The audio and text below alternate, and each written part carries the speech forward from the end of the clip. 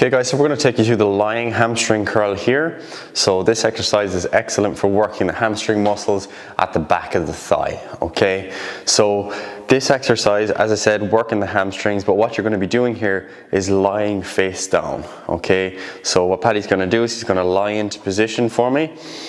He's going to be resting with the crease of his hips at the crease of the machine here. Then he's going to hold on to those pads tight so he's in a nice comfortable position. Just note that before you do set up the exercise, there are a number of things that you can adjust here. So you can adjust the length of this padding itself, so you can bring it closer up towards the knee or further down towards the ankle. As you'll see in Paddy's case here, it's just above the ankle joint, resting in a nice comfortable position, okay?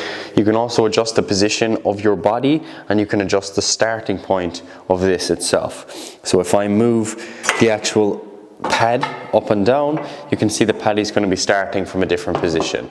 So if it's uncomfortable to start with the legs way down, you can just start from there instead, and it's a bit easier to get set up. So you can play around with that and see what works best for you. Okay, so from there, basically what we want to see is that Paddy's knee is just off the edge of the end of this pad.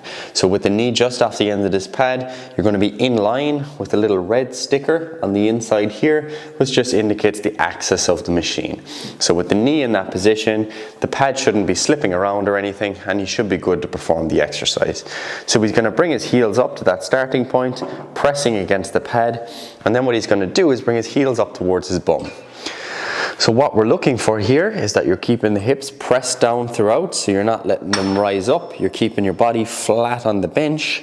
And then what you're going to find is that you'll feel squeezing here in the hamstring muscles. So they'll be shortening and they'll feel like they're working nice and hard.